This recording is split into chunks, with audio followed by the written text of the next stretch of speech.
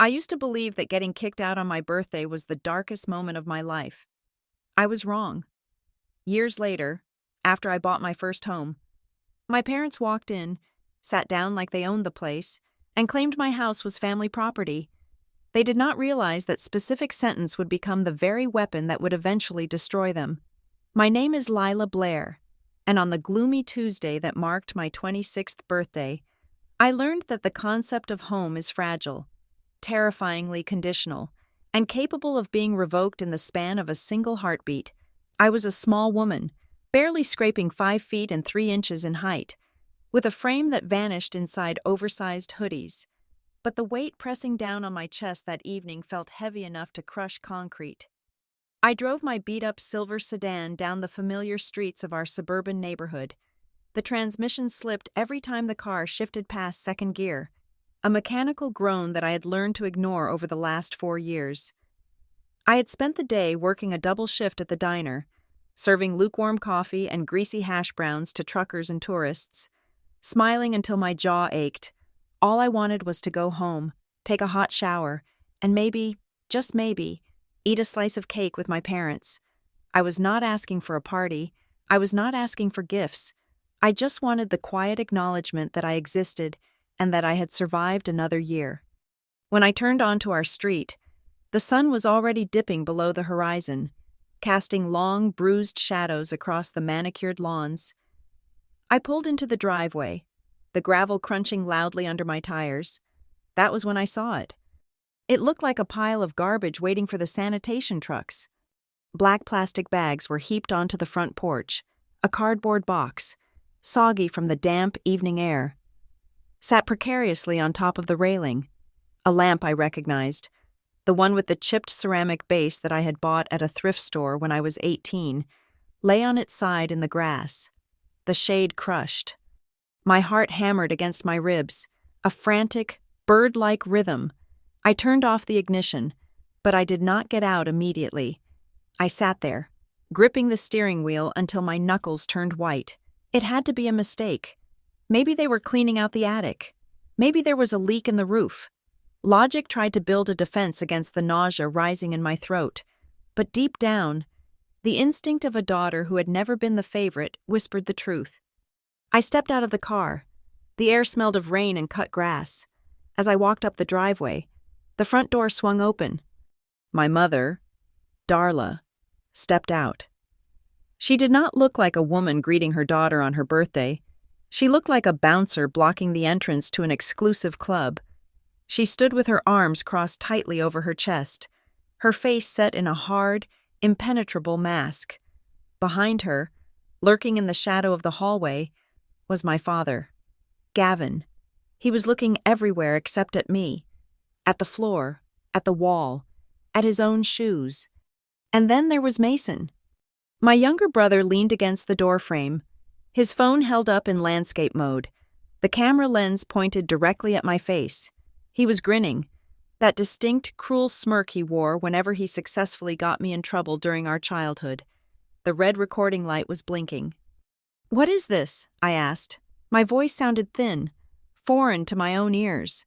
I gestured to the pile of bags. "Why is my stuff on the porch?" Darla did not unfold her arms. She looked down at me from the single step of the porch, utilizing every inch of height she had to make me feel small. "We made a decision, Lila," she said. Her tone was casual, as if she were discussing a change in the dinner menu rather than an eviction. "The house is just too tight. We can't have clutter anymore." "Clutter?" I repeated. I pointed to a clear plastic bin where my winter coat was shoved in haphazardly. "I live here. This is my room." "Mason needs the space," Darla continued, her voice devoid of any warmth. "He is starting his streaming career seriously now. He needs a dedicated studio. Your room has the best lighting and the best acoustics. It was the only logical choice." I looked at Mason. He zoomed in on my face with his phone. "Content creation is the future, Lila," he said, his voice dripping with condescension. "You wouldn't understand. You're still living in the past with your little waitress job. I need space to grow." "So you're kicking me out?" I asked. "On my birthday?" It's just timing, Darla said with a shrug. Don't make it dramatic. I looked at my father. Gavin was a tall man, broad-shouldered, the kind of man who should have been a protector, but in that moment, he seemed to shrink into the drywall. Dad? I whispered. He flinched. He finally looked up, his eyes meeting mine for a fraction of a second before darting away again. He rubbed the back of his neck, a nervous tic he had possessed for 30 years. Your mother thinks it's best, he mumbled. Mason really does need the room, honey. And you? Well, you're 26. It's time. It's time? I felt a laugh bubble up, hysterical and sharp. You didn't give me a week? A month? You just threw my life onto the lawn? We knew if we told you, you would just beg to stay, Darla said, checking her watch. This is a clean break. It is better for everyone. Where am I supposed to sleep tonight? I asked. The question hung in the air, heavy and desperate. I hated myself for asking it. I hated the wobble in my voice. Darla looked at me with eyes that were as cold as flat stones. You are an adult, Lila. Figure it out. Conquering adversity builds character. And take your trash with you, Mason added, still filming. I don't want this junk ruining the aesthetic of the front of the house. I have friends coming over later. I looked at them, really looked at them. I saw the gleam of excitement in Mason's eyes, thrilled by the drama he could edit into a 60-second clip for likes. I saw the imperious satisfaction in Darla's posture, the queen of a kingdom who had finally exiled the peasant she never liked. I saw the cowardice in Gavin's slump. Something inside me snapped. It was not a loud snap. It was not a scream or an explosion. It was the quiet sound of a tether being cut. It was the sound of the last thread of hope, the hope that if I was just good enough, quiet enough, helpful enough, they would love me, severing completely. I did not scream. I did not cry. I did not beg. I turned around and walked to the pile of bags. That's it, Mason taunted, stepping onto the porch to get a better angle. No meltdown? Boring. I ignored him. I popped the trunk of my car. It was already full of old blankets and emergency tools, so I had to shove things around. I grabbed the black trash bags first. They were heavy, filled indiscriminately with clothes, books, and shoes. One bag ripped as I lifted it, spilling a pair of jeans onto the driveway. I picked them up, dusted them off, and threw them into the back seat. I worked in silence. The only sounds were the crickets starting their evening chorus and the rustle of plastic. My parents stood on the porch, watching me like supervisors at a construction site. They did not offer to help. They did not look guilty. They just watched to make sure I took everything. It took me 20 minutes to pack my life into the sedan. The back seat was full to the ceiling. The passenger seat was stacked with boxes. I had to adjust the rear-view mirror to see around the clutter. When the last box was in, I stood by the driver's side door. I looked at the house one last time. It was a beige 2-story house with white shutters. It was the house I had grown up in. I knew which floorboard creaked in the hallway. I knew the exact way the morning light hit the kitchen table. Goodbye, I said. It was barely a whisper. Drive safe, Gavin called out, his voice weak and pathetic. Don't come back asking for money, Darla warned. We are investing everything in Mason's equipment. I got into the car and slammed the door. The sound echoed like a gunshot. I turned the key, and the engine sputtered before catching life. I backed out of the driveway, never once looking in the rearview mirror to see if they were still watching. I knew Mason was probably already uploading the video. I drove for an hour. I did not have a destination. I just needed to put miles between me and that porch. I drove until the suburban manicured lawns gave way to the grittier, industrial edge of the city. I pulled into the parking lot of the Starlight Motel. The neon sign was missing several letters, buzzing angrily in the humid night. The place looked like the kind of establishment where people went to hide or to give up. I walked into the lobby. It smelled of stale cigarette smoke and industrial-strength lemon cleaner. The clerk was a man with greasy hair and a stain on his shirt. He barely looked up from his small television. One night, I said. $45, he grunted. Cash only. I counted out the bills. I had $80 in my wallet, my tips from the shift. Room 12 was on the ground floor, facing the back alley. The carpet was a suspicious shade of brown, and the bedspread looked like it had not been washed since the 90s. I locked the door and slid the chain into place. I checked the window to make sure it was locked too.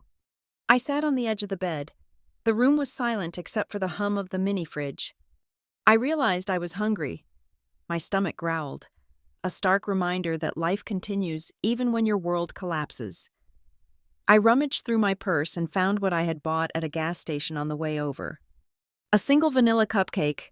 It was smashed inside its plastic container. The frosting was smeared against the lid. It had a little plastic ring on top that looked like a clown. I peeled back the plastic. The smell of artificial sugar filled the small, damp room. "Happy birthday to me," I whispered to the empty room. I took a bite. It was dry and tasted like chemicals. It was the worst thing I had ever eaten, and yet I forced myself to swallow it. I pulled my phone out of my pocket. There were no missed calls, no texts asking if I was okay, just a notification from social media that Mason had posted a new video. I did not watch it. Instead, I went to my contacts. I scrolled to Mom. I hit the block button. I scrolled to Dad. Block. Mason. Block. I stared at the screen for a long time. The glow of the phone was the only light in the room. They thought they had broken me. They thought I would come crawling back in a week, begging for the couch, willing to be their servant just for a roof over my head. They thought I was weak because I had never fought back. They were wrong. I finished the cupcake, wiping the frosting from my lip. I lay back on the stiff mattress, staring at the water stain on the ceiling. I was 26 years old. I had $40 to my name. I was homeless. I was alone. But as I closed my eyes, a cold, hard resolve settled in my chest, replacing the grief. I would sleep tonight, and tomorrow. I would wake up, and I would start building a life that they could never touch. I would survive this. I would thrive, and I would ensure that the next time I saw them, I would be the one looking down. I pulled the scratchy blanket up to my chin. The smell of bleach was overpowering. But to me, in that moment, it smelled like freedom. This was rock bottom, and the only way out was up. I closed my eyes and let the darkness take me, leaving the girl who sought their approval to die on that porch, and preparing the woman who would destroy them to be born in the morning. Milwaukee was a different beast entirely. If my hometown was a suffocating blanket, this city was a bucket of ice water thrown directly into my face. I moved 2 weeks after the night at the motel, driving north until the lake appeared like an endless gray ocean on my right. I found a studio apartment in a neighborhood that real estate agents politely described as up and coming, which really just meant it was overpriced and unsafe. The rent was $900 a month for a room that was barely larger than the walk-in closet in my parents' master bedroom. The radiator clanked like a dying engine, and the single window looked out onto a brick wall covered in graffiti, but the lease had my name on it. Just my name. To keep that name on the mailbox, I had to work. I did not just work. I threw my body into the gears of the labor force until I felt like I was being ground down to dust. I picked up a morning shift at a busy coffee shop downtown from 5 in the morning until 1 in the afternoon. Then, I drove across town to a dive bar where I worked as a barback and dishwasher from 6 in the evening until 2 in the morning. Sleep became a luxury item I could not afford. I was surviving on 3, maybe 4 hours of sleep a night. My hands were permanently chapped from hot water and industrial sanitizer. My feet were swollen, throbbing distinct entities that hated me by the end of every shift. I lived on peanut butter sandwiches and the stale pastries that were going to be thrown out at the end of the coffee shop shift. It was a Tuesday morning, 3 months into this new hell, when the chaos happened. The coffee shop was slammed, the line wrapped around the interior, a snake of impatient business people in expensive coats checking their watches. I was on the register, tapping the screen with a robotic efficiency. Suddenly, the point-of-sale system froze. The screen went white, then rebooted. But when it came back up, the modifiers for the drinks were all wrong. Every time I tried to add oat milk, It added a $10 charge for a bag of coffee beans. The manager, a guy named Rick who sweated profusely under pressure, started to panic. He was tapping the screen hard enough to crack the glass, cursing under his breath. The line stopped moving. The grumbling started. "It's the update," I said. My voice was raspy from lack of sleep. Rick looked at me, wild-eyed. "What?" "They pushed a software update overnight," I said, pointing to the version number in the corner of the screen. "I saw it when I clocked in. Look at the item codes. The oat milk code is 554. The bag of beans is 554B. The system is reading the first 3 digits and autofilling the most expensive item." I reached over, bypassing the touchscreen interface and opening the command menu. I had watched the technician do this once 2 months ago when the card reader broke. I did not know code, not really, but I understood patterns. I saw how things connected. I disabled the autofill feature in the settings. "Try it now," I said. Rick tapped the oat milk button. It rang up as 80 cents. The line started moving again. I went back to work, my head down, pouring drip coffee. I did not think anyone had noticed the interaction beyond Rick, who was too relieved to thank me. But 20 minutes later, when the rush died down, a woman sitting at the corner table waved me over. Her name was Tessa Rowland. I knew her order, large black coffee, no room for cream, and I knew she tipped $2 every single day. She was always on her laptop, typing furiously, dressed in sharp blazers that probably cost more than my car. "That was impressive," she said, closing her laptop. "It was just a glitch," I muttered, wiping the table next to her. "It was a logic error," she corrected, "and you diagnosed it in under 10 seconds while people were yelling at you. Most people just hit the machine until it works." She looked at me, really looked at me, past the apron and the coffee stains. "What are you doing here, Lila?" "Paying rent," I said flatly. "You have an analytical mind," Tessa said. "I run a team of quality assurance testers for a software firm. We look for bugs. We break things on purpose so the customers don't have to experience what just happened to your manager."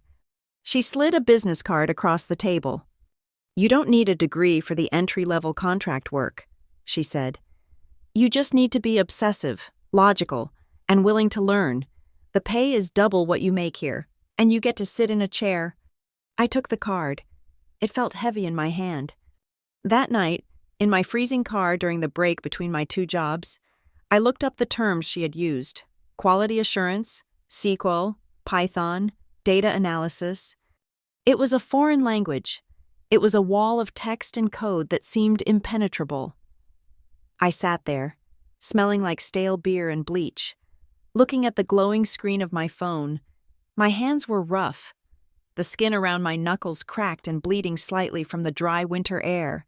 These were hands made for scrubbing, for carrying, for manual labor. They were not hands made for typing delicate lines of code that controlled invisible systems. I almost threw the card away. Who was I kidding? I was the girl whose own parents had thrown her out like trash. I was a waitress. I was a barback. I was nobody. But then, the memory hit me. I saw the porch. I saw Mason's smirk through the phone screen. I heard Darla's voice saying I was clutter. I heard Gavin's silence. They expected me to fail. They expected me to be stuck in this cycle of poverty forever. They were probably waiting for the day I called them, begging for a loan so they could feel superior again. Rage is a potent fuel. It burns cleaner and hotter than hope ever could. I did not throw the card away. Instead, I went to the public library the next morning. For the next 4 months, my life became a blur of exhaustion and information. I kept my jobs because I needed the money, but every spare second was dedicated to learning. I bought a refurbished laptop that weighed 10 pounds and had a battery life of 20 minutes. I sat in the library until they kicked me out. When the library closed, I sat in my car, stealing Wi-Fi from the coffee shop parking lot, shivering under 3 blankets while I watched tutorials on coding syntax. It was brutal. I cried more times than I could count. I would stare at a line of error messages, feeling stupid, feeling small, feeling like the fraud my mother always implied I was. There were nights I wanted to slam the laptop shut and just sleep for 20 hours. But every time my eyes started to close, every time I thought about quitting, I forced myself to remember the feeling of that cold wind on the porch. I weaponized my trauma. I turned my abandonment into discipline. I contacted Tessa. She gave me practice modules. I devoured them. I learned how to hunt for errors like a predator tracking prey. I learned that systems, unlike families, followed rules. If something was broken in code, there was a reason. There was a fix. It was fair. It was logical. It was safe.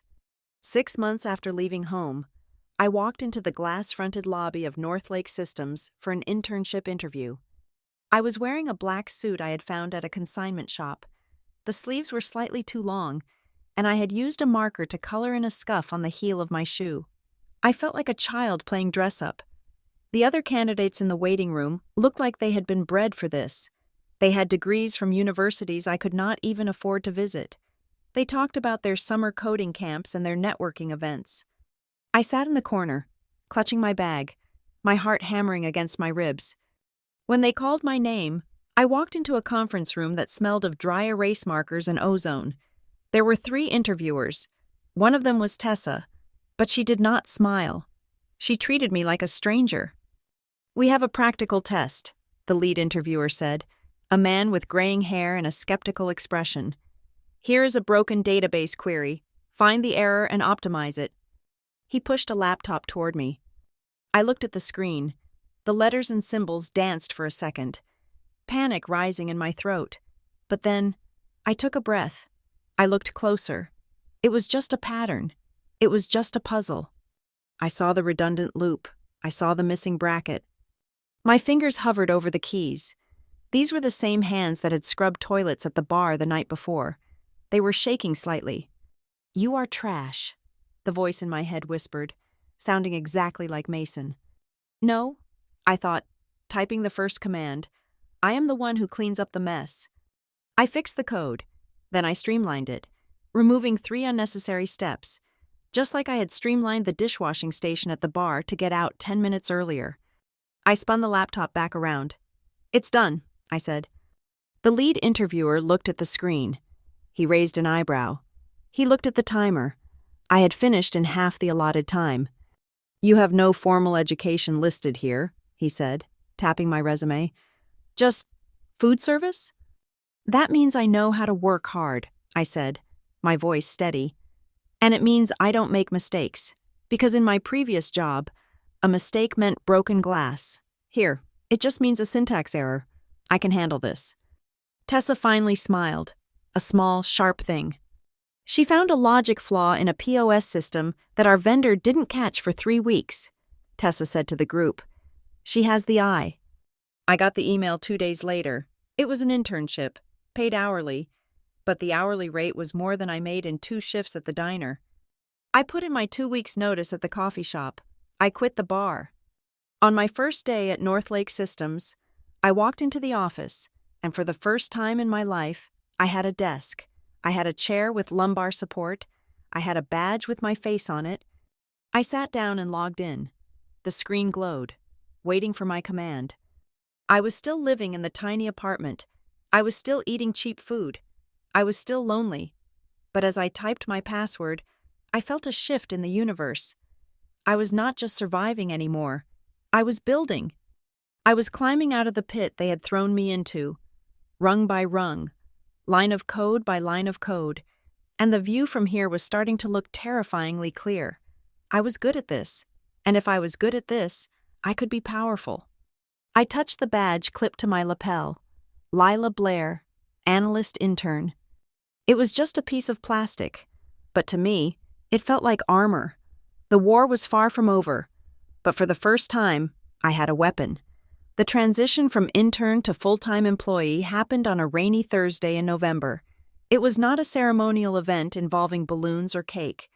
It was a single sheet of paper slid across a desk by the department head.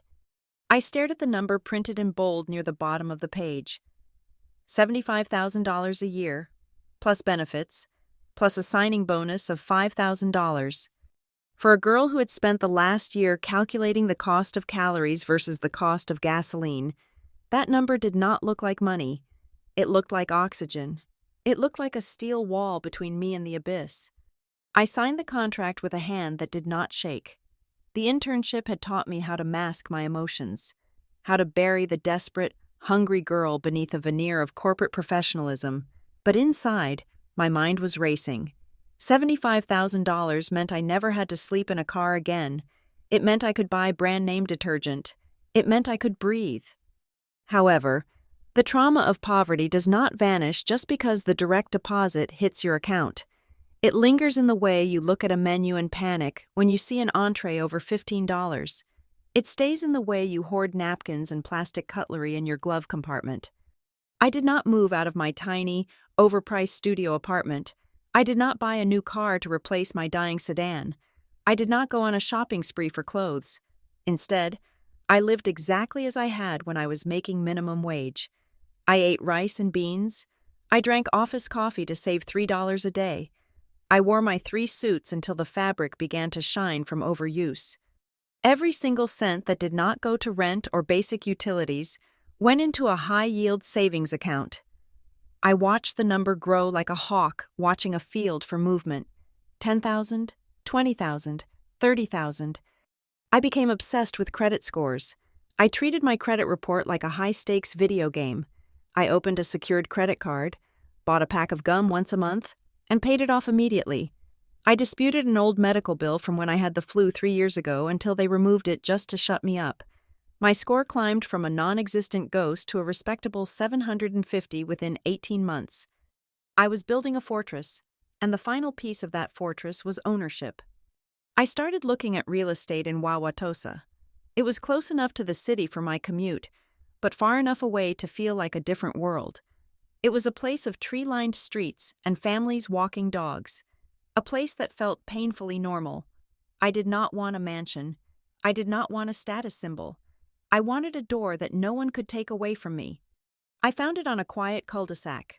It was a townhouse, an end unit with red brick and a small patch of grass in the front. It had 2 bedrooms, 1.5 baths, and a garage. The price was $185,000. The process of buying it was terrifying. I had to provide bank statements, pay stubs, and tax returns. I felt exposed, waiting for the loan officer to realize I was a fraud, that I was just a waitress playing dress-up. But the logic of the financial system held true. The numbers added up. The loan was approved. The closing date was 2 years and 3 months after the night my mother stood on the porch with her arms crossed. I signed the papers in a title office that smelled of stale popcorn. My hand cramped from signing my name so many times. When the agent handed me the keys, a single heavy brass key on a plain wire ring, I felt a physical shock go through my body. I drove straight to the townhouse. I had no furniture. I had not hired movers because I had nothing to move except my clothes and my laptop. I unlocked the front door and stepped inside. The house smelled of fresh paint and emptiness. The late afternoon sun slanted through the blinds, casting striped shadows on the laminate wood floor. I walked into the center of the living room. I spun around slowly. Mine. The walls were mine. The floor was mine. The air inside these 4 walls was mine. Darla could not kick me out of here. Gavin could not look away while I was evicted. Mason could not film me being thrown out because this was my territory. I did not celebrate with champagne. I sat down in the middle of the empty living room floor, pulling my knees to my chest. I sat there as the sun went down and the room turned blue, then gray, then black. I lay down on the hard floor, using my jacket as a pillow, and for the first time in over 2 years, I cried. It was not the silent, scared crying of the motel room. This was a guttural, heaving release. I cried until my throat was raw. I cried out the fear, the exhaustion, the loneliness, and the sheer, overwhelming relief of being safe. That night, I slept on the floor of my own home, and it was the most comfortable bed I had ever known. In the weeks that followed, I slowly began to fill the space. I bought a mattress. I bought a secondhand sofa. I bought dishes. I started to feel like a real person again. But safety has a way of making you careless. When you are in the trenches, you are hyper-vigilant. When you are behind castle walls, you lower the drawbridge. I was scrolling through social media one evening, sitting on my new couch with a glass of wine. I came across a thread on a popular forum where people were sharing stories about their worst birthdays. The stories were tragic and funny and relatable. I felt a sudden, fierce urge to share. I wanted to tell someone what I had done. I wanted to scream from the rooftops that I had won, but I had no one to tell. I had no friends outside of work colleagues who only knew the professional version of Lila. I had no family. So, I typed. I did not use my name. I created a throwaway account with a random username. I did not name my parents or my hometown. I wrote, "My parents kicked me out on my 26th birthday to give my room to my brother for his streaming studio. I ate a clown cupcake from a gas station in a motel room that smelled like bleach. 3 years later, I just closed on my own townhouse. I did it alone. They think I'm gone, but I'm just getting started." I hit post. I felt a little thrill of vindication, then closed the laptop and went to bed. By the time I woke up the next morning, the post had exploded. It had 40,000 upvotes. There were thousands of comments. People were cheering for me. They were calling my parents monsters. They were calling me a hero. "This is the best revenge story I have read," one user wrote. "Living well is the best revenge," wrote another. I read the comments with a burning face. It felt good. It felt like the validation I had never received from Gavin or Darla. I engaged with a few comments, adding a few more details, mentioning the specific type of engineering job I had landed, mentioning the general region of the Midwest where I had bought the house. I was drunk on the anonymity. I thought I was invisible. I forgot that on the internet, nothing is truly anonymous if someone is looking hard enough. I forgot that my brother, Mason, spent 18 hours a day online. I forgot that he was desperate for content, desperate for engagement, and that he scoured forums for trends to react to. 3 days after the post went viral, I received a notification on my personal Instagram account. It was an account I rarely used, one I had locked down years ago but never deleted because it held photos from high school I could not bear to lose. It was a follow request from a user named Mace the Ace or Stream. My stomach dropped through the floor. I stared at the screen, my thumb hovering over the decline button. How did he find me? I went back to my anonymous post. I reread it through the eyes of someone who knew me. The details, the 26th birthday, the brother's studio, the clown cupcake. Mason had made fun of that specific brand of gas station cakes in one of his old videos. The timeline. I had given them a map. I immediately deleted the Reddit post. I deleted the account. I felt a cold sweat prickling on the back of my neck. I looked around my living room. The sanctuary suddenly felt different. The walls didn't feel like a fortress anymore. They felt like a cage. Then the messages started, not from Mason, but from unknown numbers. First, it was just a blank text. Then a text that said, "Congratulations." Just that one word, congratulations. It could have been spam. It could have been a wrong number. But the dread settling in my gut told me otherwise. The timing was too precise. I went to work the next day, but I couldn't focus. I kept checking my phone. I kept checking my bank accounts to make sure nothing had been touched. Everything looked normal, but the silence felt heavy, charged with static electricity. I drove home that evening taking a different route, checking my rearview mirror every 2 blocks. I told myself I was being paranoid. They were 3 hours away. They didn't know my address.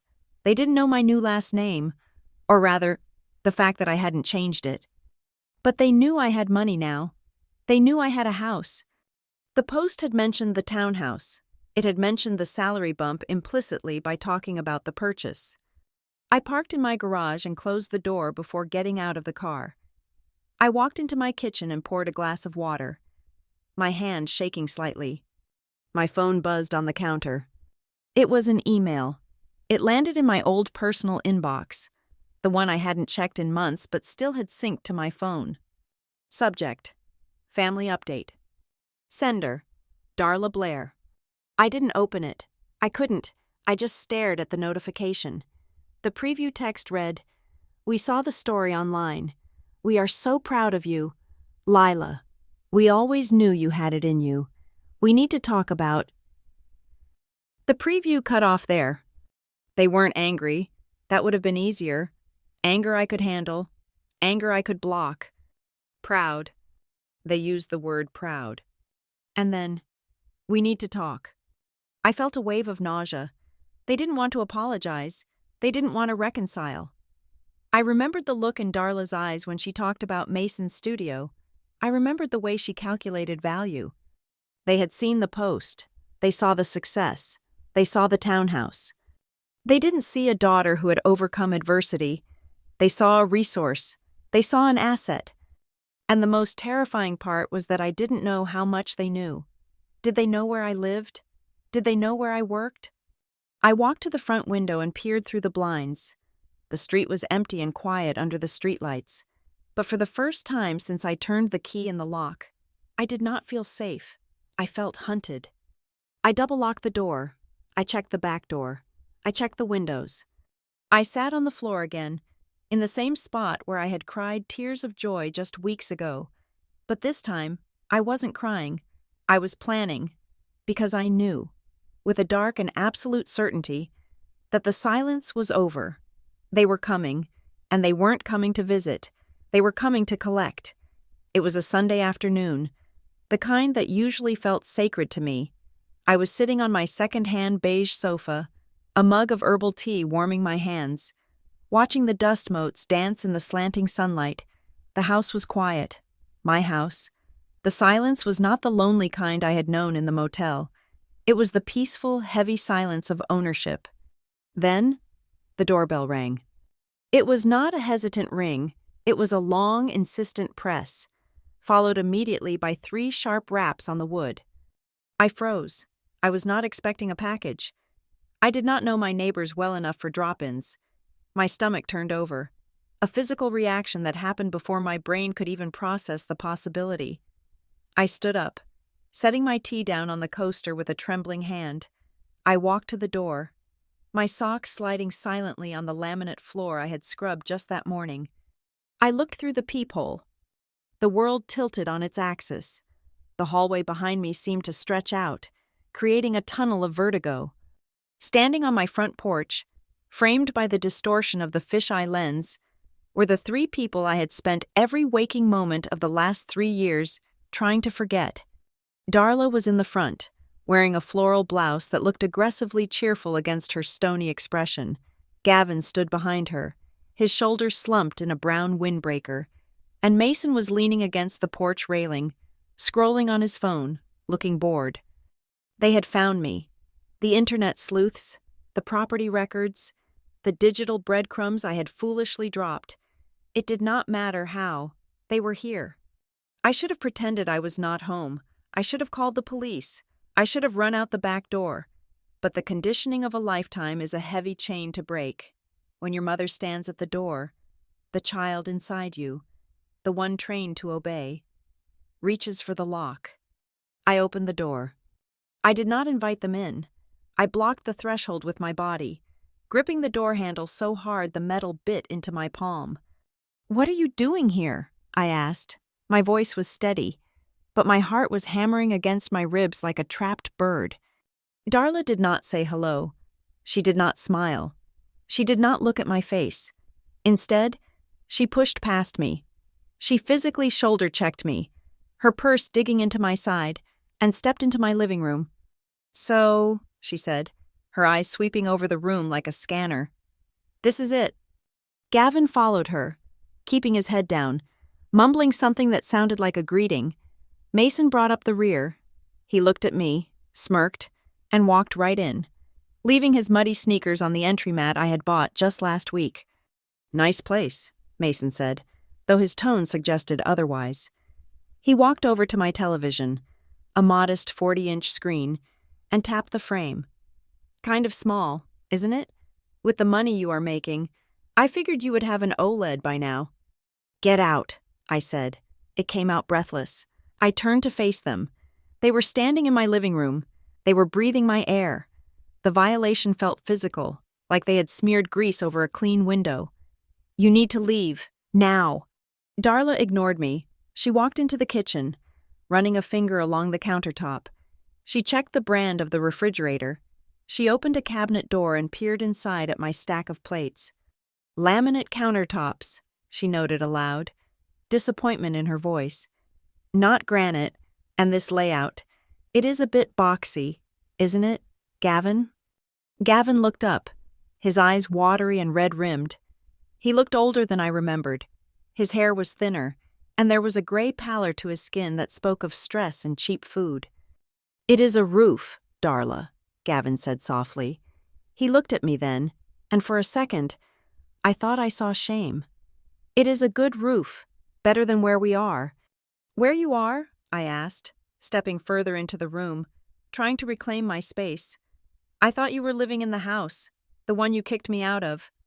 Mason laughed. He threw himself onto my sofa, putting his feet up on the coffee table. My jaw tightened. The market shifted, Mason said, pulling out his vape pen. I stared at him. Don't do that in here, I snapped. He rolled his eyes but put it away. Views are down, ad revenue dried up. Turns out, people get bored of the same content eventually.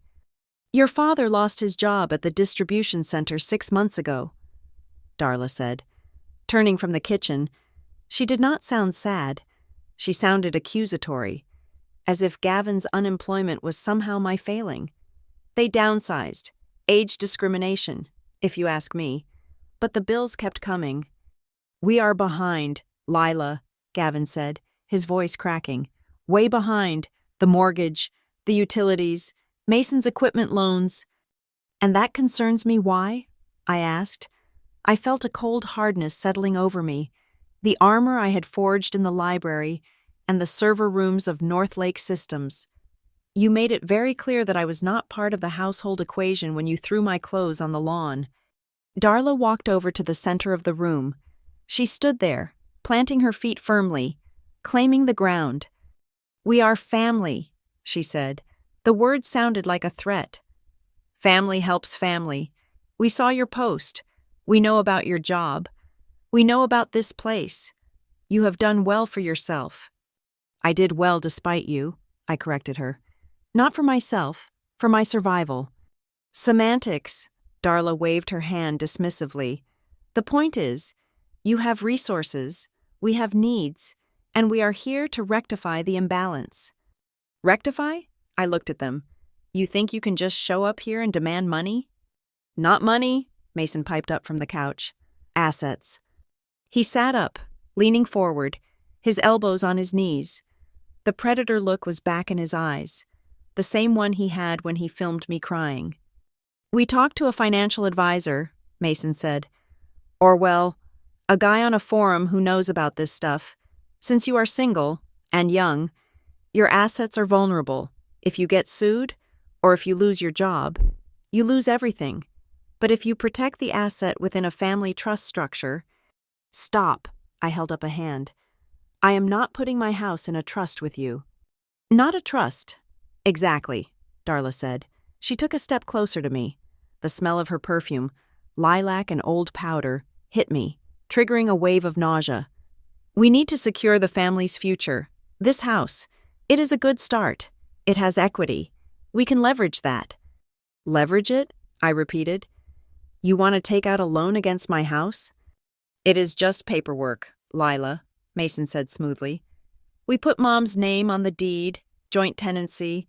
It improves the credit profile for the family unit. We can refinance, pull out some cash to cover the debts back home, and maybe upgrade this place a bit.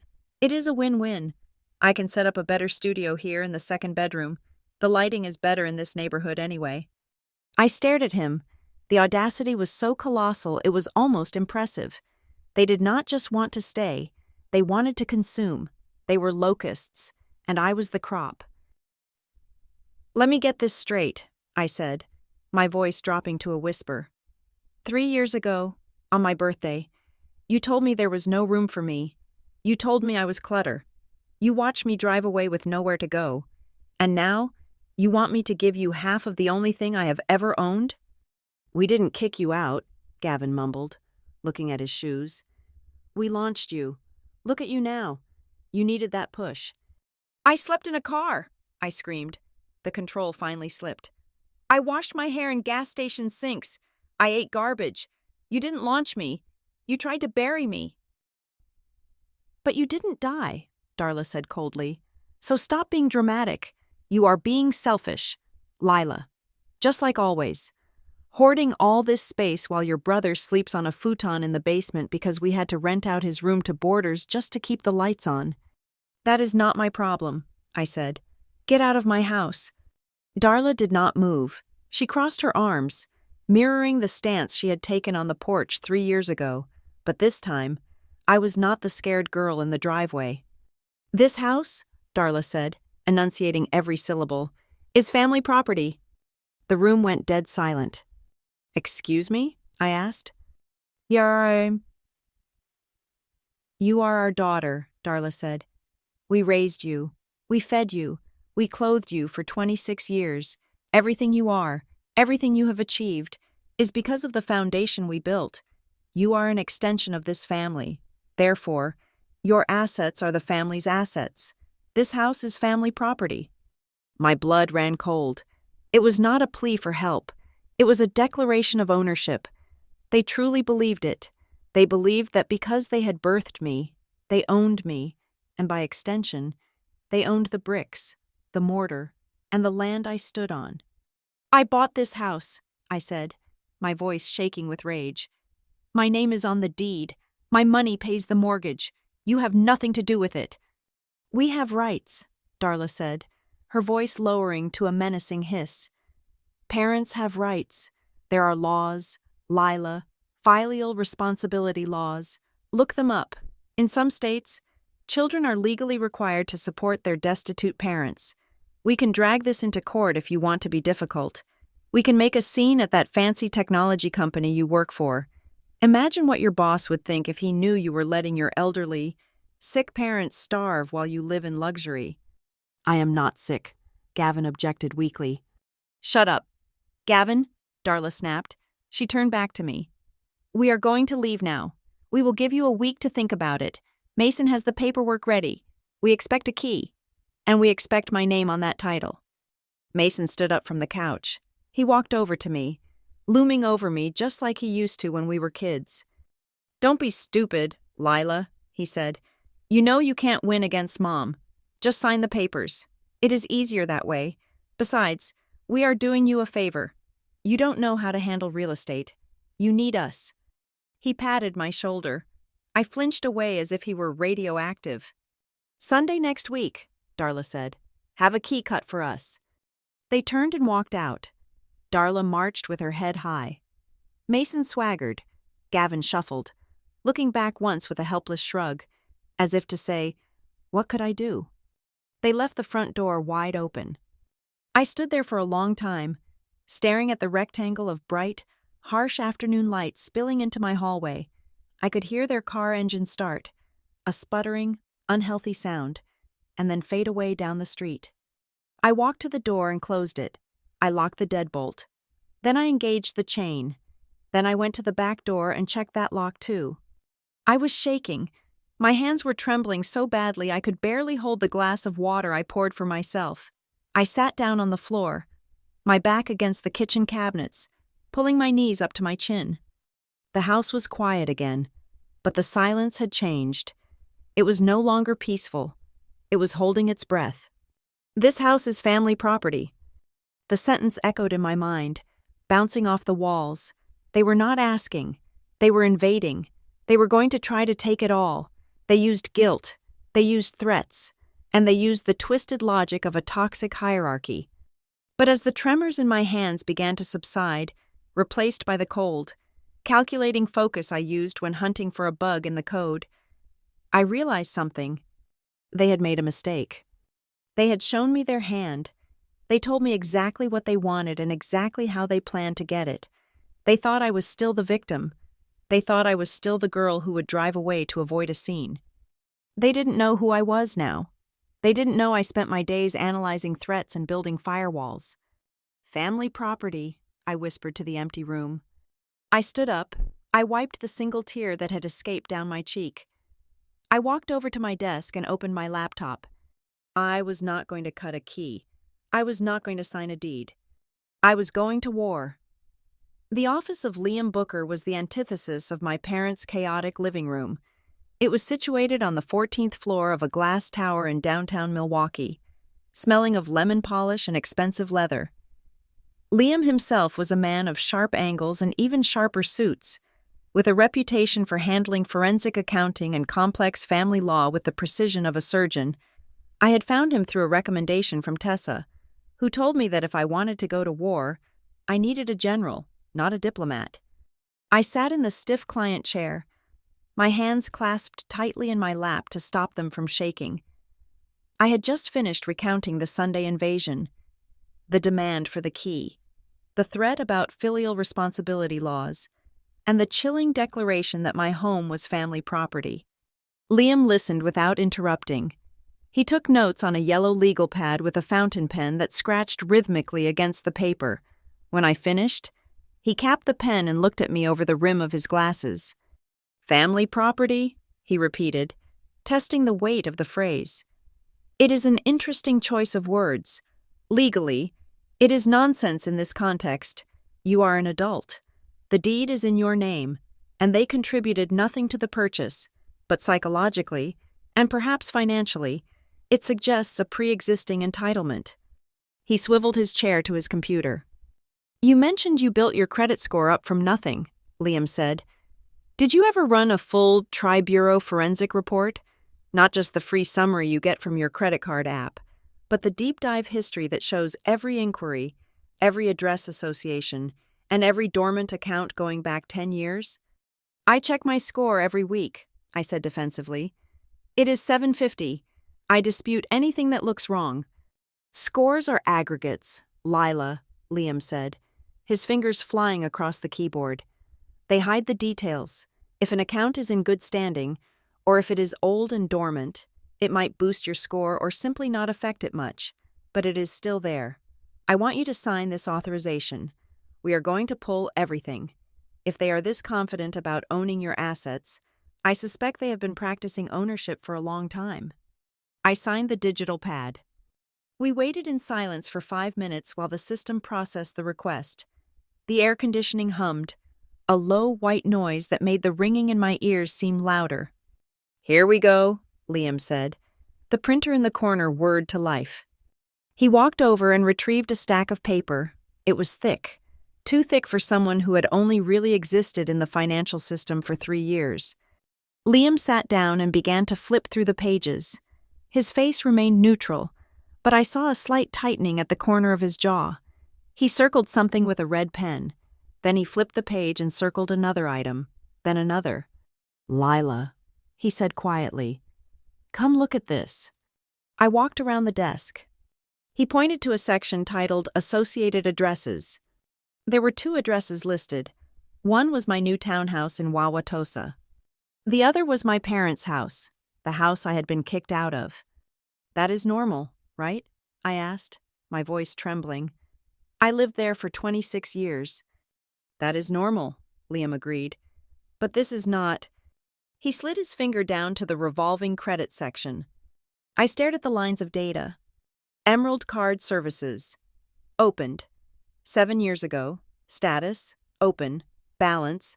$4,300. Quick Cash Lenders. Opened. 5 years ago. Status. Charge-off. Balance. $2,000. Auto Loan Cosign. Opened. 4 years ago. Status. Late payment history. I don't have an Emerald card, I whispered. I have never heard of Quick Cash. Look at the dates, Liam said.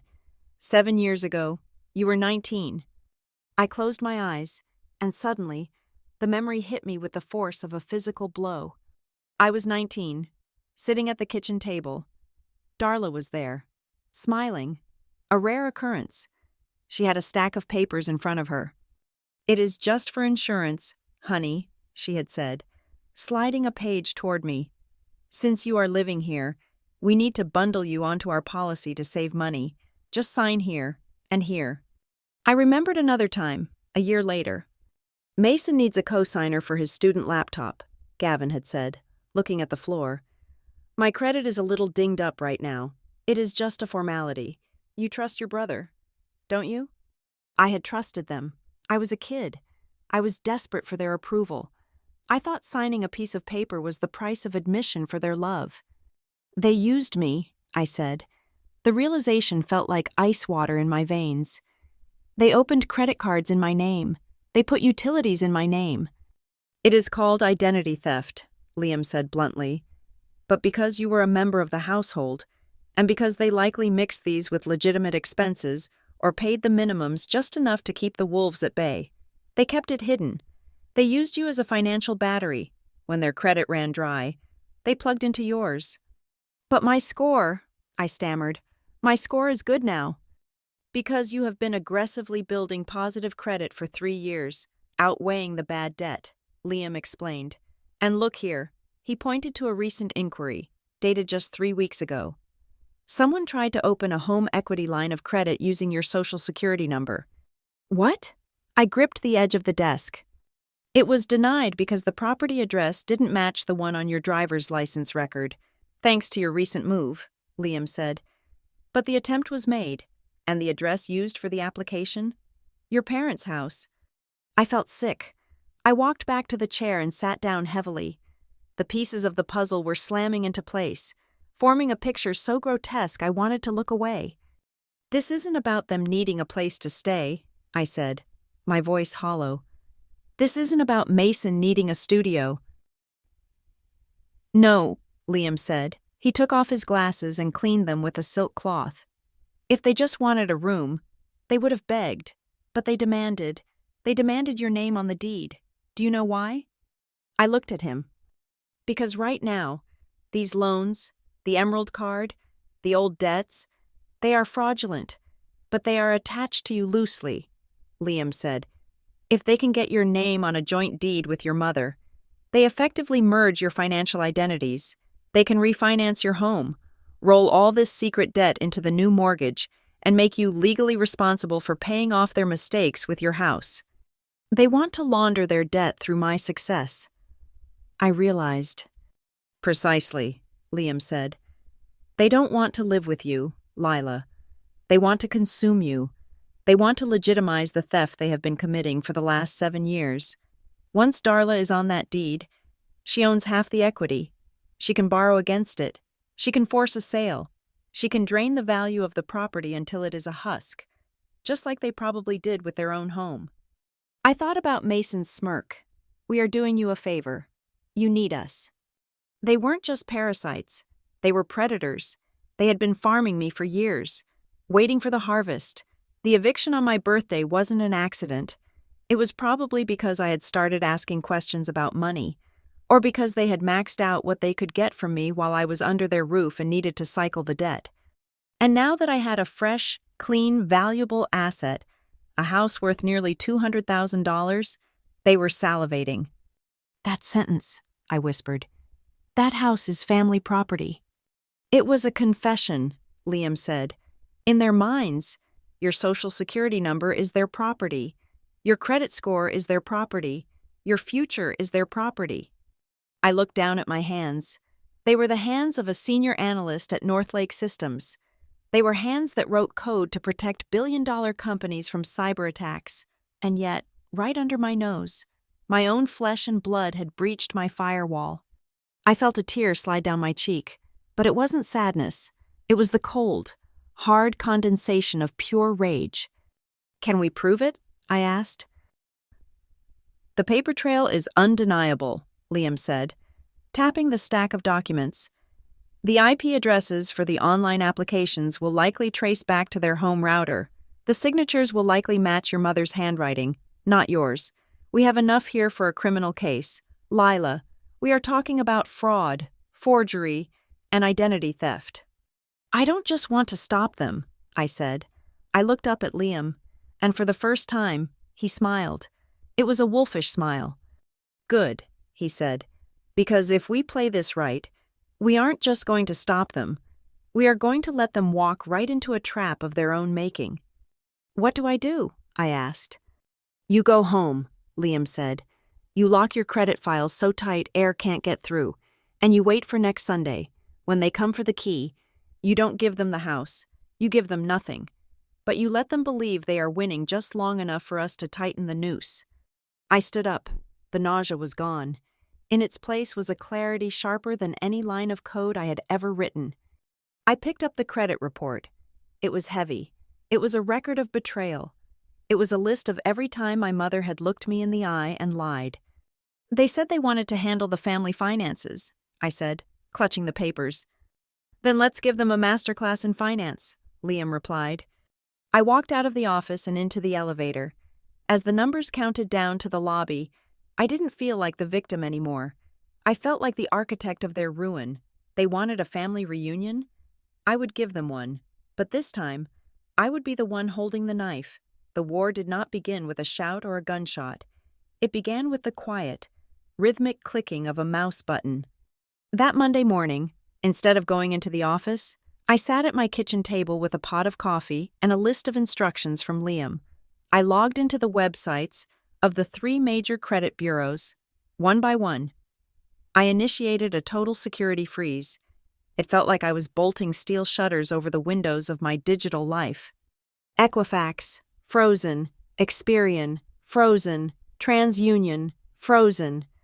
For good measure, I filed a fraud alert with check systems, locking down my ability, and anyone else's, to open a new bank account. When I clicked the final confirmation button, a strange sensation washed over me. It was a mix of immense power and nauseating dread. I had just cut the supply line. The parasite was about to starve, and I knew the reaction would be violent. Next came the disputes. Liam had prepared the affidavits. I had to upload them to each creditor listed on that horrifying report. For the Emerald card, with the $4,000 balance, I attached a copy of my lease from 3 years ago, proving I wasn't even living at the address where the statements were sent. For the defaulted personal loan, I attached a signature verification form showing that the scrawl on the application looked nothing like my actual handwriting. Not mine. Fraud. Identity theft. I typed those words over and over until they lost their meaning and just became data points. By Wednesday, the silence from my family broke. But they did not call. They knew I wouldn't answer. Instead, they took the battle to the only arena where they felt they had the upper hand, the court of public opinion. I was at work, debugging a piece of code for a logistics client, when my phone buzzed. It was a notification from a friend I hadn't spoken to since high school. Hey, I just saw Mason's video. Is everything okay? This looks intense. My stomach dropped. I put on my headphones and opened the link. Mason was sitting in his studio, which I now knew was just a corner of the basement I used to clean. The lighting was dim, designed to make him look weary and sympathetic. He wasn't yelling. He was speaking in a low, somber tone, staring directly into the camera lens. "It is hard when people change," Mason said to his followers. "You sacrifice everything for family. You give them a roof. You give them support. You help them launch their careers. And then, once they get a little bit of money, they forget where they came from. They look down on you." He didn't name me. He was too smart for a direct libel lawsuit, but he didn't have to. "My parents are struggling," he continued, wiping a fake tear from his eye. "They are elderly, they have health issues, and to see someone who owes them everything just turn their back, it is heartbreaking. We are dealing with some legal bullying right now from a certain family member who wants to hoard their wealth, but we will get through it. Family is about loyalty, right, guys?" The comments were a cesspool. "Wow, she sounds toxic. Cut her off. Bro, you don't need that energy. Money changes people. Stay strong." I felt the heat rise in my cheeks. I wanted to reply. I wanted to scream the truth, that the wealth I was hoarding was just a townhouse I paid for myself, and the sacrifice they made was opening credit cards in my name. I wanted to post the picture of my stuff in trash bags on the lawn. But I remembered Liam's advice. Do not engage. Every reaction is ammunition. Instead of commenting, I opened a screen recording software. I recorded the entire video. I took screenshots of the comments. I logged the time and date. I saved it all into a folder named Evidence Harassment. Then, the text started. Since I had frozen the credit, whatever scheme they were running had hit a wall. Darla, why was the application for the refinancing declined? The broker said the file is locked.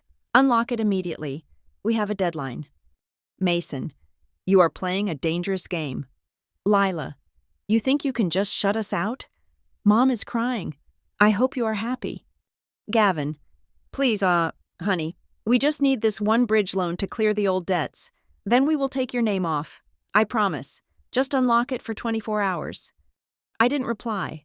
I screenshotted every single message, every plea, every threat, every manipulation. I was building a museum of their guilt. But the real blow came on Friday. I was in a meeting with my project manager when Liam called. I sent him to voicemail. He called again immediately. Liam never called twice unless the building was on fire. I excused myself and stepped into the hallway. Liam, what is it? We have a complication, Liam said. His voice was brisk, professional, but urgency hummed underneath it. One of the creditors you disputed, the quick cash lender, responded to our fraud affidavit. They are claiming the loan was valid because it was co-signed by a business entity listed at your parents' address. I don't have a business, I said. I know, Liam said. But apparently, Lila Blair Consulting exists, or it did, on paper. And here's the problem. The lender submitted a 1099-C form for debt cancellation when they charged off part of the interest last year. They sent it to the IRS. I stopped walking. The IRS? It gets worse, Liam continued. I did some digging. It looks like your father, or maybe Mason, claimed that loan as a business loss on a joint tax filing a few years ago. But since the business was in your name, and the loan was in your name, Lila, the IRS thinks you have unreported income and invalid deductions. This isn't just civil fraud anymore. We are skirting the edge of federal tax evasion. The hallway seemed to tilt. Are you telling me I could go to jail because they stole my name? No, Liam said firmly. I am telling you that the stakes just went through the roof. You are the victim here, but the bureaucracy is slow and stupid. We have to get ahead of this. We need to file a police report. Today, not just for identity theft, but for forgery. A police report, I repeated, against my parents. If we don't, the IRS will assume you were complicit, Liam said. If you don't treat this as a crime, the government will treat it as a partnership. You have to choose. Lila, is it them or is it you? I looked through the glass wall of the conference room. My colleagues were laughing at a joke on the whiteboard. They were planning their weekend. They were normal people with normal problems. I was 29 years old, and I was about to walk into a police station to accuse the people who gave me life of a felony. It is me, I said into the phone. I choose me? Good, Liam said. I will meet you at the precinct in an hour. Bring the folder. The rest of the afternoon was a blur of fluorescent lights and bad coffee. Sitting across from a detective who looked too tired to care. I laid it all out.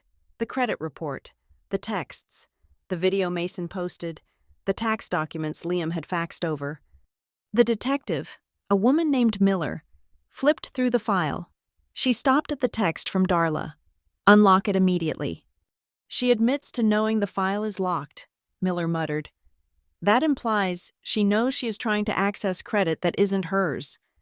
Is it enough, I asked, to prove I didn't do it? It is a start, Miller said. She handed me a small card with a case number on it. This number is your shield. Give this to the banks. Give this to the IRS. It tells them this is an active criminal investigation. But Lila? Yes? These cases are messy, she warned. Family cases always are. They are going to get wind of this, and when they realize you have involved the police, they are going to panic. Desperate people do irrational things. I drove home that night in silence. I felt hollowed out. I had spent the last 3 years building a life based on logic, code, and predictable outcomes. Now, I was wading through a swamp of chaos. When I got home, I double-checked the locks. I closed the blinds. I opened my laptop to work. trying to find solace in the clean, orderly lines of Python code, but my mind kept drifting to the case number on the card sitting next to my keyboard. I was scared, not just of the financial ruin, but of the mud. I was scared that no matter how hard I scrubbed, the stain of my family would never come off. I was scared that I would be dragged down into their misery, that the family property claim would become a self-fulfilling prophecy of shared destruction. My phone buzzed again. "Mason, a cop just called the house. What the hell did you do?" I stared at the screen. My heart hammered against my ribs, but my hand was steady. I didn't block him. I didn't reply. I took a screenshot. The war of paperwork was over. The real war had just begun. The certified letter arrived on a Wednesday, heavy and ominous in its thick paper envelope. I signed for it with a sense of foreboding. The mail carrier's casual wave feeling like a cruel contrast to the bomb he had just placed in my hand. I tore it open in the kitchen.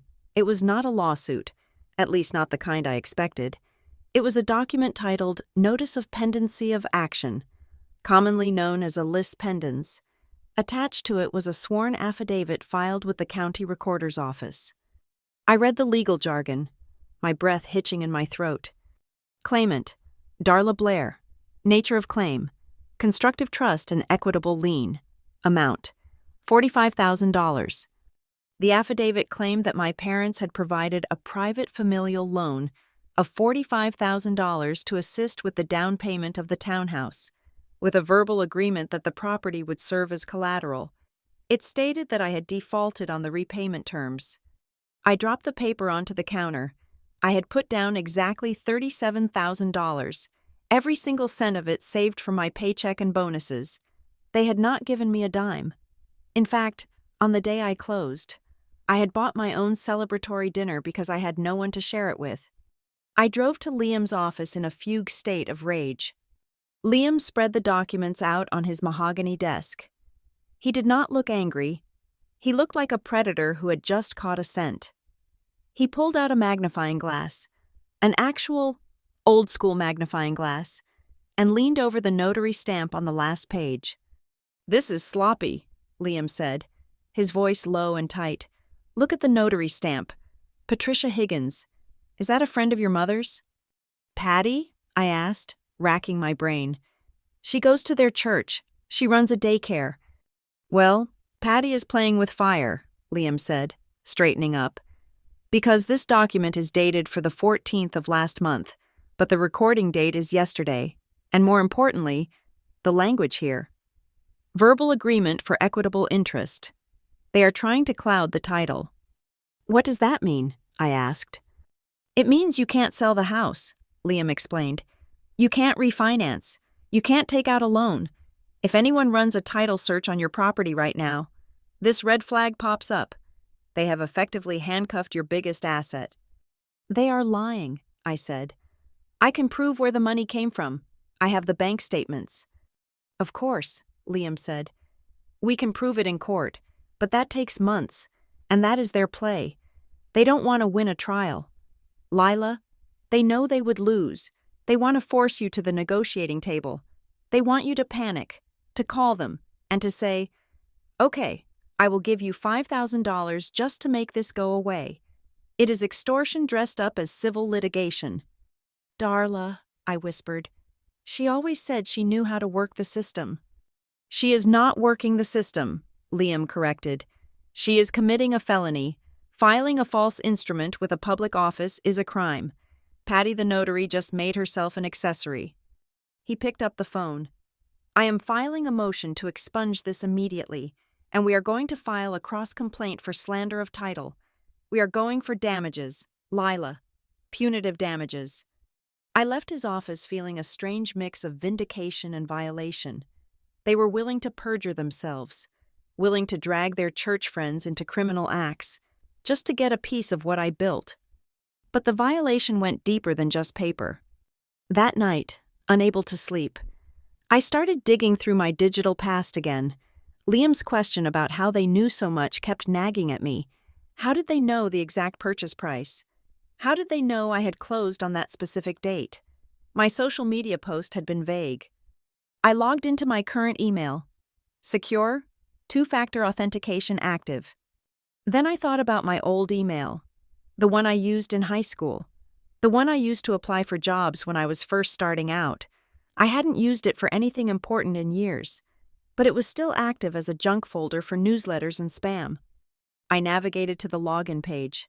I typed in the password I had used since I was 16. It worked. I went to the security settings and clicked on Recent Activity. My blood ran cold. There was a login from my current IP address, me, right now, and then, scrolling down, there were dozens of successful logins over the past 2 years. Location, Milwaukee, WI. Location, Milwaukee, WI. The IP addresses matched the ones from the fraudulent loan applications Liam had traced. I clicked on the Sent folder. I expected to see nothing. Instead, I saw forwarded emails. 2 years ago, when I was first getting pre-approved for a mortgage, I had accidentally had the lender send the initial quote to this old email address because it was auto-filled in a form. I had forwarded it to my work email immediately. But here, in the Sent folder, there was another forward. To Mace, the Ace88, gmail.com. Subject, FWD, pre-approval letter, Lila Blair. They had been watching for 2 years. Every time a stray email landed here, a Zillow alert, a credit card offer, a digital receipt, Mason had seen it. He hadn't hacked me in the traditional sense. He just guessed my password. Because why would I change the password that was the name of our childhood dog, followed by the year I was born? I sat back in my chair, staring at the screen. I felt naked. They hadn't just stumbled upon my success. They had tracked it. They had watched me climb out of poverty, step by step. And instead of feeling pride, they had been calculating the exact moment to strike. They waited until I had equity. They waited until I had something to lose. I was not a daughter to them. I was a long-term investment that was finally maturing. I stood up and walked to the window. I needed to look outside, to make sure the physical world was still there. I peered through the slats of the blinds. The street was dark, illuminated only by the amber pools of streetlights. A car was parked 3 houses down. It was a dark sedan, older model, with a dent in the rear bumper. The engine was off, but the silhouette of a person was visible in the driver's seat. The glow of a cell phone screen lit up their face for a brief second. I recognized the car. It wasn't my parents'. It belonged to a guy named Kyle, one of Mason's friends who used to hang out in our basement. They were physically watching me. The fear that gripped me wasn't the trembling panic of the past. It was a cold, sharp realization. This wasn't a family dispute anymore. This was a siege. I grabbed my phone and took a picture of the car through the blinds. It was grainy, but the make and model were clear. I sent it to Liam. Text. They are outside, Mason's friend, and they have been reading my old emails for 2 years. Liam replied instantly. Text. Don't go outside. I am adding stalking to the complaint. We are filing for an emergency restraining order in the morning. Lila, this ends now. I put the phone down. I went to the front door and checked the locks again. Then I went to the kitchen and pulled a heavy chair under the doorknob of the back door, jamming it against the floor. I turned off all the lights in the house. I sat in the dark living room. The family property they claimed was theirs. I could feel the walls around me. They felt solid. They felt like mine. You want to fight? I whispered to the darkness. You picked the wrong victim. I was no longer the girl who cried in a motel. I was a woman who hunted bugs in complex systems for a living. I knew how to trace a breach. I knew how to patch a vulnerability. And I knew how to isolate a threat until it was neutralized. I went back to my computer. I didn't change the password on the old email account. Not yet. Instead, I opened a new document. I began to draft an email. If they were reading my mail, then I was going to send them a message. I was going to feed them misinformation. I was going to lead them exactly where I wanted them to go. The trap was set. Now, I just had to wait for them to walk into it. The Milwaukee County Courthouse was a fortress of limestone and granite, designed to make you feel small. I walked through the metal detectors with Liam beside me, his briefcase swinging with a rhythmic, heavy cadence. My stomach was a knot of cold wire, but my face was a mask of absolute calm.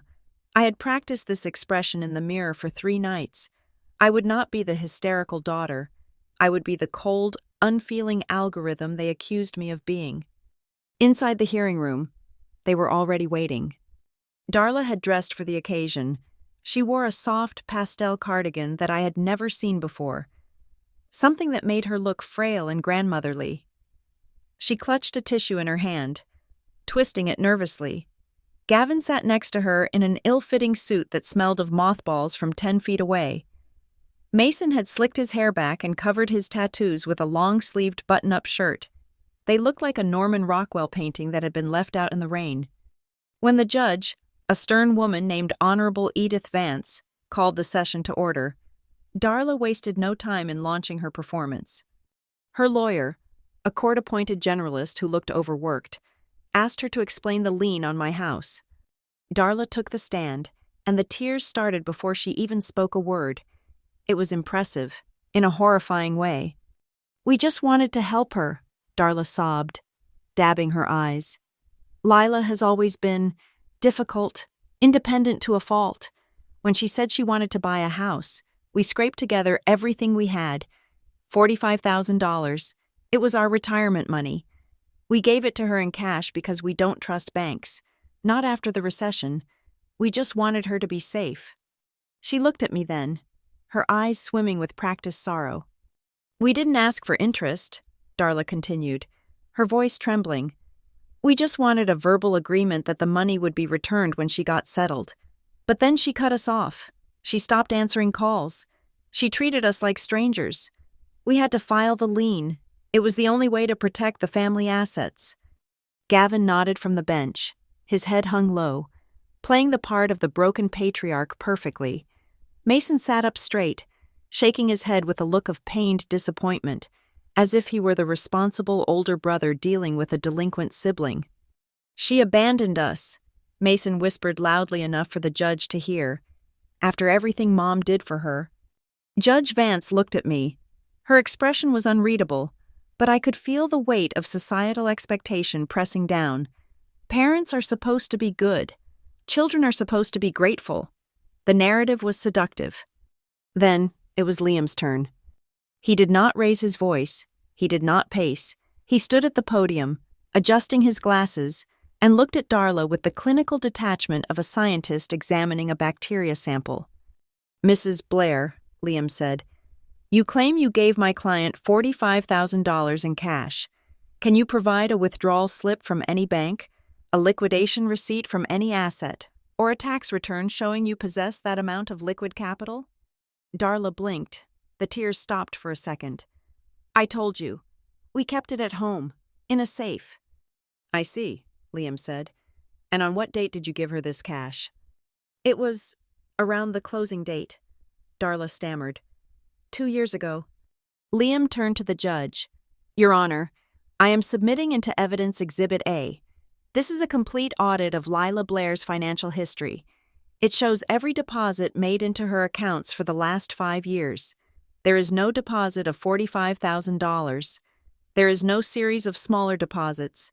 Every single cent used for the down payment and closing costs came from direct payroll deposits from Northlake Systems." He slid a thick binder toward the judge. "Furthermore," Liam continued, his voice hardening slightly, "we are here to discuss the validity of the affidavit filed by Mrs. Blair. She claims she has an equitable interest, but I would like to draw the court's attention to the signature on the alleged loan acknowledgement she submitted to the recorder's office." Liam projected an image onto the screen in the corner of the room. On the left was the document Darla had filed. On the right were 3 official documents I had signed in the presence of my employer.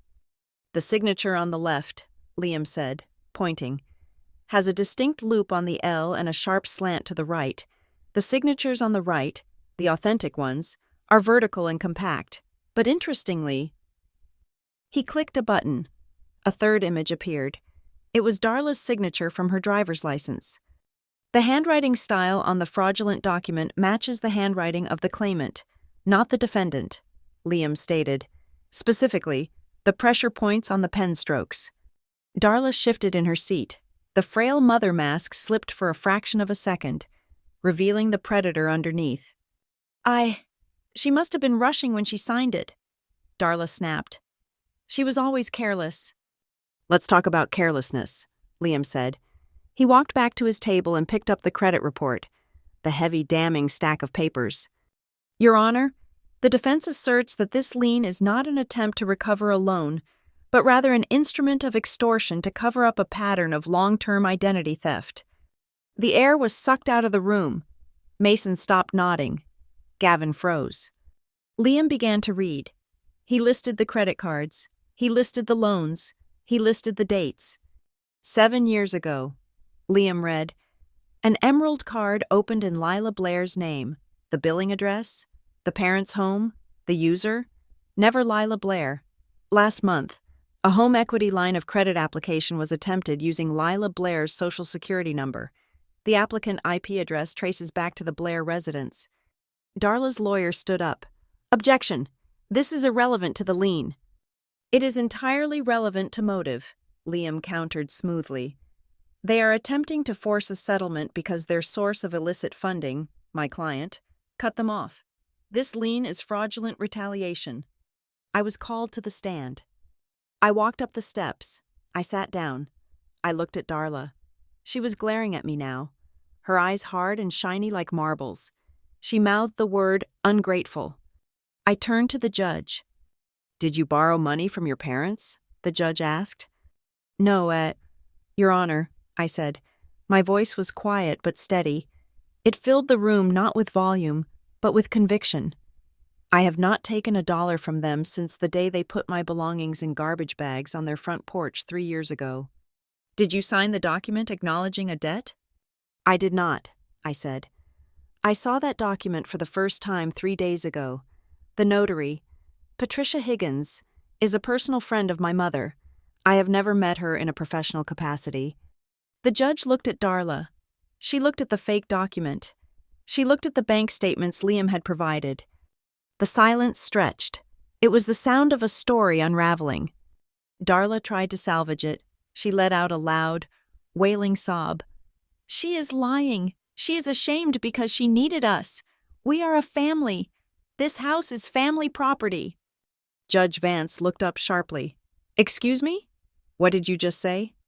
It is family property, Darla insisted, thinking she was making a moral point.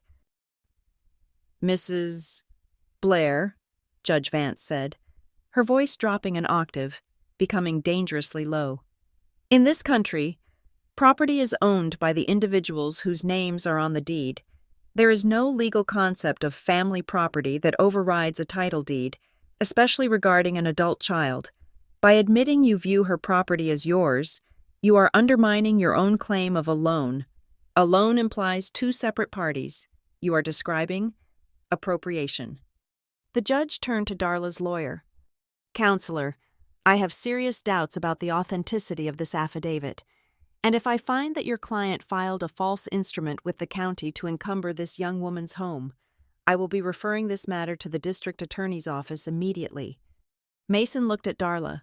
Panic flickered in his eyes. He tapped Gavin on the arm. They whispered frantically. Darla stopped crying. The act was over. She looked at me, and there was no sadness left, just pure, unadulterated venom. She knew. She knew the walls were closing in. Liam leaned over to me and whispered, "We have them. They are going to try to run." I looked at my mother, the woman who claimed she sacrificed everything. I saw her for what she was, a thief who felt entitled to the things she stole. "Let them try," I whispered back. The judge cleared her throat. "I am taking a recess to review the evidence regarding the notary, but be warned, if this document is fake, the lien is the least of your problems." As the gavel banged, echoing like a gunshot in the sterile room, I saw Gavin put his head in his hands. Mason was furiously texting on his phone, but Darla just stared at me, her chest heaving, realizing that the daughter she had thrown away had just become the wall she crashed into. The recess was supposed to last an hour, but 15 minutes into the break, my phone buzzed. It was not a notification from the court. It was a text from Darla. Meet us at the diner across the street. Just us. No lawyers. We can end this right now. Please, Lila. For the family. I showed the screen to Liam. He studied it, tapping his pen against his chin. They are terrified, Liam said, his voice dropping to a conspiratorial whisper. The judge's warning about the district attorney spooked them. They want to cut a deal before the gavel comes down again. I shouldn't go, I said, my instinct to flee flaring up. No, Liam corrected. You absolutely should go, but you aren't going there to make peace. You are going there to get the final nail in the coffin. Wisconsin is a one-party consent state for audio recordings. As long as you are part of the conversation, you can record it without them knowing. He reached into his briefcase and pulled out a small, flat device that looked like a portable battery charger. Place this on the table, he instructed. Face up. It has an omnidirectional microphone. Get them to talk. Get them to explain why they need the house. Get them to admit to the past. Don't agree to anything. But don't shut them down immediately. Let them dig. 10 minutes later, I walked into the diner. It was a noisy, crowded place that smelled of bacon grease and stale coffee. My parents and Mason were squeezed into a red vinyl booth in the back corner. When I approached, Darla gestured to the empty spot on the outside of the booth. I sat down. I placed the black device on the table between the sugar dispenser and the ketchup bottle. Is that your phone? Mason asked, eyeing it suspiciously. It is a battery bank, I said, my voice steady. My phone died. I left my actual phone in my purse. What do you want? Darla pushed a folded document across the sticky table. We don't want you to go to jail, she said, her voice dropping to a hushed, tragic whisper. And we don't want to go to jail either. This whole court thing. It is getting out of hand. The lawyers are the only ones winning here. I unfolded the paper. It was not a court document. It was a contract downloaded from the internet. The title read, Quitclaim Deed with Retained Life Estate. What is this? I asked, feigning ignorance. It is a compromise, Gavin said. He looked terrible. His hands were shaking around his coffee mug. You sign the house over to your mother, but the contract says you can live there for a while. It puts the asset in the family trust. If you do this, we drop the lien. We tell the judge it was a misunderstanding. The investigation stops. I looked at the paper. It was a trap. If I signed this, they would own my home, and they could evict me whenever they wanted. I don't understand, I said, leaning in. Why do you need my house so badly? I mean, really? You have your own house. We don't, Gavin blurted out. Darla kicked him under the table. I saw Gavin wince. What do you mean you don't? I pressed. Dad? Gavin looked at Darla, then at me. The pressure was cracking him. The bank took it. Lila. Foreclosure started 3 months ago. We haven't paid the mortgage in a year. We have been stalling them. But time ran out. If we don't show assets, if we don't show we have equity somewhere else, we are on the street. So that is why you opened the credit cards? I asked. I kept my tone soft, curious. The Emerald card? The loans in my name? Was that for the mortgage? We had to survive, Gavin whispered. We used your information because you had a clean slate. We didn't think you would notice. We thought we could pay it back before it mattered. But the interest rates, they ate us alive. So you admit it? I asked, looking directly at him. You signed my name on those applications? We did what we had to do for this family, Darla hissed, slamming her hand on the table. Don't you look at him like that. You owe us. We gave you life. Using your credit was the least you could do to keep a roof over our heads. I felt a cold shiver go down my spine. There it was, the justification, the admission. The device on the table hummed silently, capturing every syllable. But the tax returns, I said, turning to Mason. Liam said there is a business listed in my name, Lila Blair Consulting. What is that? Mason smirked, leaning back and crossing his arms. Just a shell. I needed a way to write off my gaming equipment, put it under a business name, claim a loss, get a bigger refund, It is smart accounting. Everyone does it. You filed false tax returns in my name? I asked. I optimized our tax burden, Mason corrected. And frankly, you should be thanking me. If I hadn't done that, Mom and Dad would have lost the house 2 years ago. But now you are trying to take my house, I said. My actual house. It is leverage, Mason said, his voice hardening. Look, Lila, you are going to sign that paper, because if you don't, things get messy, really messy. Is that a threat? I asked. Mason leaned forward. His face was inches from mine. I could smell the stale cigarette smoke on his breath. I know your schedule, Mason said softly. I know you leave work at 5:30. I know you park in that detached garage. I know you live alone. It would be a shame if something happened. A break-in, a fire, or maybe just a massive data leak at your fancy company. I still have your old passwords, remember? Who knows what kind of illegal stuff might be found on your work server if someone looked hard enough? My heart hammered against my ribs. This wasn't just financial abuse anymore. This was active malice. You would frame me? I asked. You would hurt me? I am saying that accidents happen to people who don't cooperate with their family, Mason said with a chilling smile. Just sign the paper, Lila. Don't make us into the bad guys. I stared at them, 3 people who were supposed to be my safety net, 3 people who were currently plotting to destroy me if I didn't let them consume me. I reached out and picked up the battery bank. I need to think about it, I said. You have until the judge comes back, Darla warned. If you don't sign by then, we tell the court you stole that cash from the safe. We have witnesses. Lila. Patty will swear to whatever I tell her to. I bet she will, I said. I stood up. My legs felt like jelly, but I forced them to move. I walked out of the diner, clutching the black device so hard my fingers turned white. I didn't go back to the courtroom waiting area. I went straight to the side room where Liam was waiting with Detective Miller, who had come to observe the hearing. Well, Liam asked. I placed the device on the table. Gavin admitted to the foreclosure and the credit card fraud, I said, my voice trembling slightly.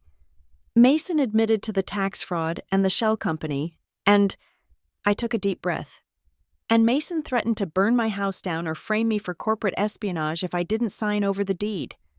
Detective Miller plugged the device into her laptop. She put on headphones. I watched her face. For the first minute, she was impassive. Then, her eyebrows went up. Then, her expression darkened. When she reached the part with Mason's threat, she took the headphones off. She looked at me, and for the first time, there was no skepticism in her eyes, only a grim professional resolve. That is extortion, Miller said, and witness intimidation, and a confession to federal tax fraud. She stood up and adjusted her holster. Are they still in the diner? Miller asked. Yes, I said. They are waiting for me to come back and sign. Oh, they are going to sign something. All right, Miller said, pulling out her radio. Stay here. Lila, Liam, come with me. We are going to pay them a visit. I sat alone in the small conference room. I watched through the glass partition as 2 uniformed officers joined Miller and walked briskly toward the diner across the street. I didn't feel triumph. I didn't feel joy. I felt a profound, exhausting relief. The chess game was over. They had made their move, thinking they were cornering a pawn. They didn't realize they had just walked directly into the path of the queen. I closed my eyes and waited for the fallout. The fallout from the diner confrontation was swift, brutal, and absolutely irreversible. When court reconvened an hour later, the atmosphere in the room had shifted from a civil hearing to something resembling a criminal arraignment. Detective Miller had already provided the raw audio file to the judge in chambers. When Judge Vance walked back to the bench, she did not look at Darla or Gavin.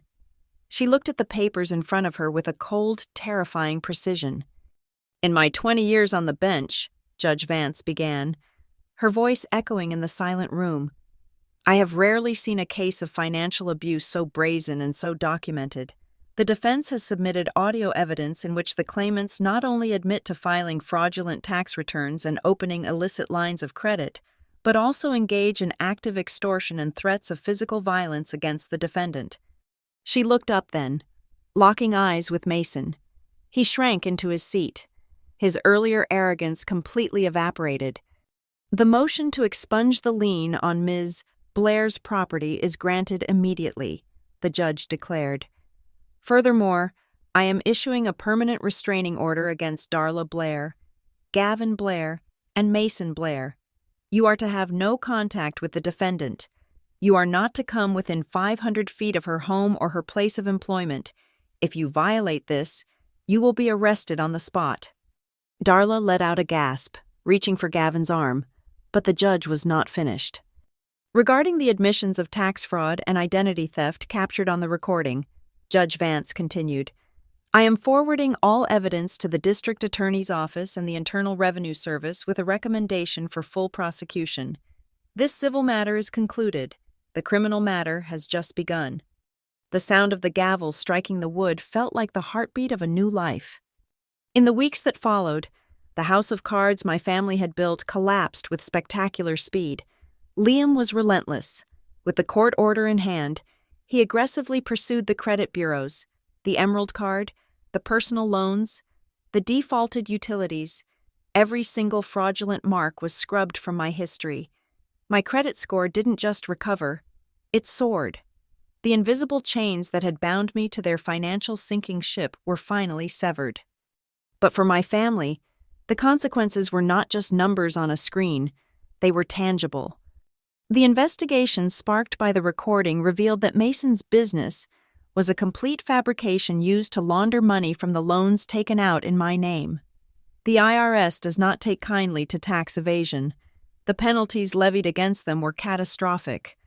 Without the ability to use my credit as a crutch, and with their own assets frozen pending the investigation, the foreclosure on their house, my childhood home, accelerated. There was no one left to swindle, no one left to manipulate. The bank took the house less than 2 months later. I heard from a neighbor that they were evicted on a rainy Tuesday, much like the day they had kicked me out. The irony was not lost on me, but I felt no joy in it. I just felt a distant, quiet closure. Mason suffered a different kind of justice. The police report and the details of the restraining order became public record. In the internet age, secrets do not stay buried. A drama channel picked up the story. Finding the court filings, the narrative of the struggling streamer supporting his family shattered instantly. His sponsors dropped him overnight. His comment section, once filled with sycophants, turned into a mob of angry former fans calling him a scammer and an abuser. He deleted his accounts, disappearing into the digital void from which he had tried to destroy me. 6 months after the trial, I stood in the center of my living room. The afternoon sun was pouring through the windows, illuminating the dust motes dancing in the air. The house was quiet. It was a true silence, not the heavy, expectant silence of a victim waiting for the next blow, but the peaceful silence of a fortress that had held the line. I had repainted the walls a soft sage green. I had bought a new rug. I had made the space truly mine. I walked to the window and looked out at the street. There were no dark sedans parked outside. There were no eyes watching me. The fear that had lived in the marrow of my bones for 3 years was gone, replaced by a steel spine of confidence. I had not just survived, I had won. But I realized that winning wasn't about seeing them suffer. It was about ensuring I would never be vulnerable to them again. I didn't keep my story to myself. I started volunteering at a local community center, running workshops for young adults on financial literacy and credit protection. I taught them how to lock their files, how to read a credit report, and most importantly, how to set boundaries with toxic family members. I told them my story. I told them about the cupcake in the motel room. I told them about the job at Northlake Systems. And I told them about the war for the deed. I looked around my townhouse, the physical manifestation of my grit and my freedom. They had tried to take it because they believed they owned me. They believed that blood was a contract that allowed them to drain me dry. They were wrong. They called my home family property, and that very sentence became the evidence that ended it all. Thank you so much for listening to Lila's story. It was a wild ride, and I really hope it empowers you to stand your ground. I would love to know where you are tuning in from today. Are you listening from the car, the gym, or maybe relaxing at home? Let me know in the comments below.